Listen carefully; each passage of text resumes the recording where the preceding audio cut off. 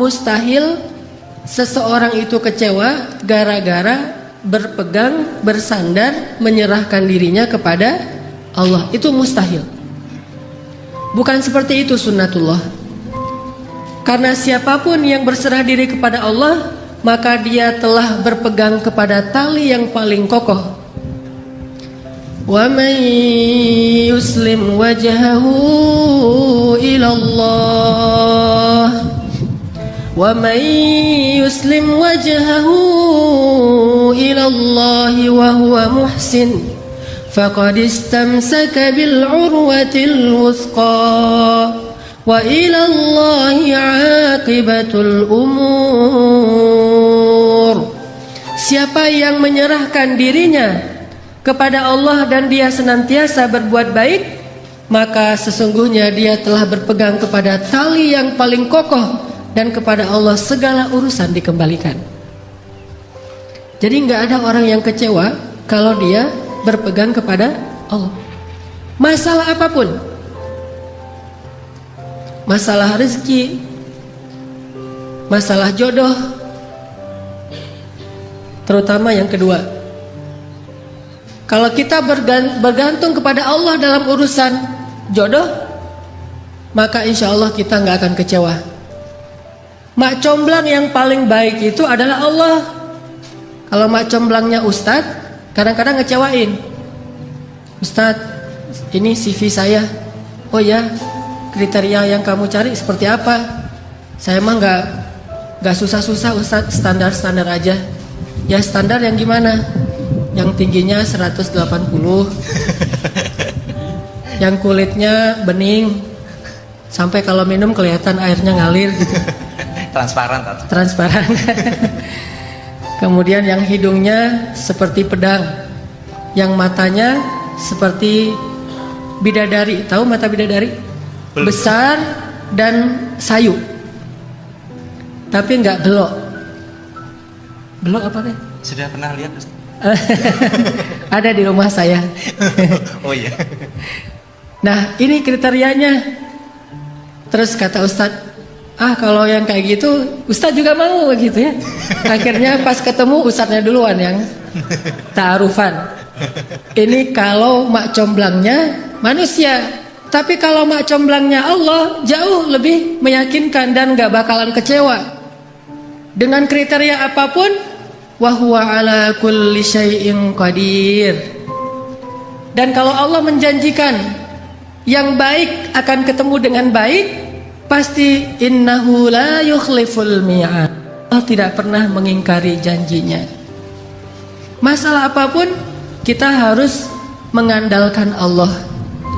Coba deh selalu ngandelin Allah. Bahasa gampangnya gini, udah tenang aja, ada Allah. Itu. Dan kalau kita sudah melibatkan Allah, la yudayyi'akallahu idzan. Itu pasti Allah nggak bakalan ngecewain kamu. Kalau udah ngandelin Allah, ini gimana nih? Udah tenang aja, ada Allah. Allah tidak akan mengecewakan. Salah satu kalimat udah tenang aja ada Allah adalah la tahzan, innallaha ma'ana. Kalau kita ada teman lagi galau gitu, terus kita bilang, la tahzan, innallaha ma'ana. Apaan tuh? Kan dia bingung. Mending kita terjemahin aja. Gak harus persis kalimat la tahzan, innallaha ma'ana. Karena kalau kita baca hadis, ada tambahan lagi tuh. Kata Nabi kepada Abu Bakar, ma dhannuka bisnain, Allahu thalithuhuma. Ya Abu Bakar, kenapa kamu berpikir kita cuma berdua, padahal Allah yang ketiga? Kalau dalam ayat la tahzan, innallaha ma'ana. Kalau bahasa kita, Wallace bro, Wallace, tenang aja, ada Allah. Santai bro, karena ada Allah. Itu bahasa Arabnya la tahzan, innallaha ma'ana. Andalin Allah dalam masalah kita. Ada masalah apapun, serahin aja sama Allah. Bismillah, la haula wala quwata illa billah. Bahkan kadang-kadang hanya dengan berzikir la haula wala quwata illa billah, Allah kasih keajaiban yang luar biasa. Karena setelah seseorang bersandar kepada Allah, la yudayyi'anallahu idzan, pasti Allah nggak akan ngecewain. libatkan Allah dalam urusan kita, gak bakalan kecewa. Pakai Allah, andalkan Allah, berserahlah kepada Allah dalam urusan kita, sepele apapun.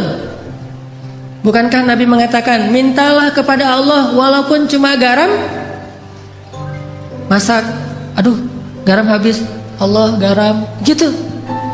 Saya dulu ketika sempat ikut jamaah tablik ketika saya masih SMA, ada satu hal yang saya belajar dari jamaah tablik waktu itu tentang nggak boleh minta sama manusia.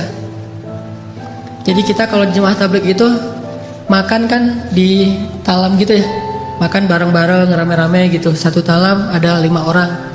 Nah, yang petugas khidmatnya membagi-bagikan lauk setelah nasinya ditaruh di talam, kemudian lauknya dibagi-bagiin. Ada ikan, ada sayur segala macam. Setelah selesai dibagi-bagikan, karena mungkin jumlah pesertanya banyak, lauknya sedikit, akhirnya dibaginya sedikit-sedikit. Pas kita lagi makan, ikannya habis, maka kalau pengen minta tambahan ikan, nggak boleh minta kepada petugas, mintanya ke Allah. Jadi itu SOP di jamaah tablik yang dulu saya pernah ngalamin. Kalau ada masalah mintanya ke Allah. Jadi kalau kita kurang lauk, Allah, ikan ya Allah. Akhirnya dia dengar, oh ikan datang, Masya Allah, Allah datangkan ikan gitu.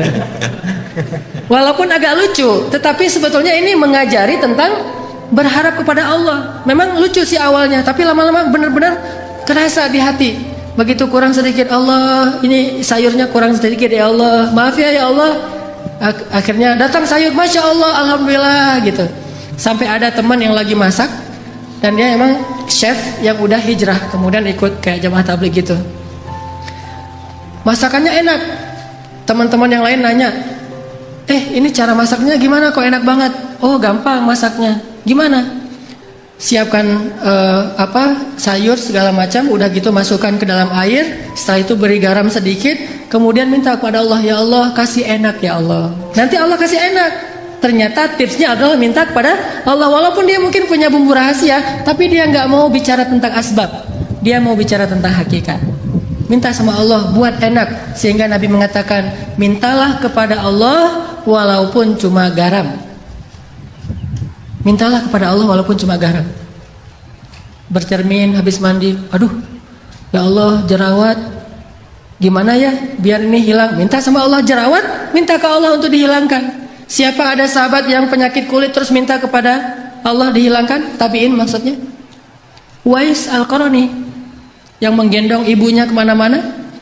Dia punya penyakit kulit di seluruh tubuhnya, terus dia berdoa, ya Allah hilangkan penyakit kulit saya, sembuhkan saya, kecuali sebagian kecil saja di bagian pusar. Jadi ada syarat buat dia dalam berdoa, hilangkan semuanya kecuali sebagian di perut.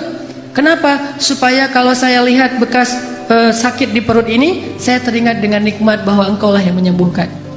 Tiba-tiba sembuh semuanya kecuali di bagian perut. Sehingga Nabi berkata, sesungguhnya sebaik-baik tabi'in adalah Uwais Al-Qarni. Padahal Nabi nggak pernah ketemu Uwais, tapi tahu namanya dan memberi berita tentang dia. Ini mungkin satu-satunya tabi'in yang disebut namanya oleh Nabi. Nggak ketemu tapi kenal. Mukjizat. Sebaik khairut tabi'in Uwais Al-Qarni. Sebaik-baik tabi'in Uwais Al-Qarni. Kalau kalian sempat temuilah dia, ciri-cirinya dia punya bekas penyakit kulit di perutnya. Dia orang yang tidak dikenal di negerinya. Dan mintalah doa dari dia, sesungguhnya doa Uwais tidak ditolak oleh Allah Subhanahu wa taala. Jadi masalah sepele apapun minta sama Allah. Makanya dalam Islam kita mengenal doa sehari-hari. Mau keluar, bismillahi tawakkaltu 'ala Allah, la haula wala quwata illa billah. Tambah dengan doa syafa. Mau makan, bismikallahumma amutu wa ahya. Ya, salah. Jadi tidur gitu. Mau tidur ada doanya. Bahkan kalau Nabi baca doa tidur aja panjang banget tuh. Allahumma alja'tu dhahri ilaik wa fawattu amri ilaik, dan seterusnya dan seterusnya. Amantu bi kitabikal ladzi anzalt wa bi rasulikal ladzi arsalt, bismikallahumma amutu wa ahya. Mungkin kalau kita nggak hafal, ya udah bismillahirrahmanirrahim aja gitu. Standar lah ya. Kemana-mana bismillahirrahmanirrahim, la haula wala quwata illa billah. Pokoknya ada masalah apapun libatin Allah. Kalau bahasa sosial media, jangan lupa nge-tag Allah. Jangan lupa nge-mention Allah. Gimana nge-tag Allah sama nge-mention Allah? Teman-teman pernah nggak diundang makan sama atau diajak makan sama temennya, ditraktirin makan, udah gitu foto-foto karena ternyata tempat makannya itu cozy, instable, layak untuk di selfiein gitu. Wah ini tempat makannya cozy banget nih, selfie yuk, selfie gitu ya. Udah selesai selfie, udah gitu kita posting. Selfie-nya sama siapa? Bareng dengan teman yang nraktirin kita. Setelah selesai selfie kita posting. Etis nggak kalau kita posting tapi kita nggak nge-tag orang yang mentraktir kita? Nggak etis ya? Pasti kita di captionnya tuh nulis, alhamdulillah hari ini makan enak di tempat yang cozy banget, makasih ya buat siapa gitu kan, yang udah nraktirin saya, kan gitu nge-tagnya. Begitu juga ketika kita menikmati rezeki dari Allah, agak kurang etis kita makan enak tapi Allah nggak di-tag gitu. Cara nge-tag Allah, Bismillahirrahmanirrahim. Allahumma barik lana fima razaqtana. Alhamdulillahilladzi at'amana hadza wa razaqnahu min ghairi haulin minna wala quwwah. Kita nge-tag Allah, ini nikmat dari Allah, ini nikmat dari Allah. Itu baru etis. Kita ngeposting banyak nikmat tapi Allahnya nggak di-tag. Ke manusia aja nggak enak, apalagi kepada Allah. Kalau nge-mention Allah, ada sesuatu yang indah, Masya Allah, Subhanallah, Allahu Akbar dan segala macam. Jadi setiap kali ngelihat sesuatu yang keren, kita mention. Kayak kita lagi ngelihat sesuatu yang viral di sosial media, akhirnya karena ini bagus banget videonya, inspiring, lucu, kece gitu, akhirnya kita mention ke teman kita, lihat yang ini, di mention @fulan, gitu kan ya. Maka setiap kali kita ngelihat sesuatu dari ciptaan Allah yang kece, yang keren, yang luar biasa, harusnya kita mention Allah, Masya Allah. Jadi kalimatnya tuh seolah-olah Masya Allah, Subhanallah, Alhamdulillah, aja terus. Karena kita ingin menghargai Allah. Ini artinya melibatkan Allah. Siapa yang melibatkan Allah dalam urusannya, maka Allah akan tambahkan kebaikan dan keberkahan. Fadhkuruni azkurkum ana inda dhanni abdi bi. Ingat aku ingat kalian, dan aku tergantung prasangka hambaku kepadaku.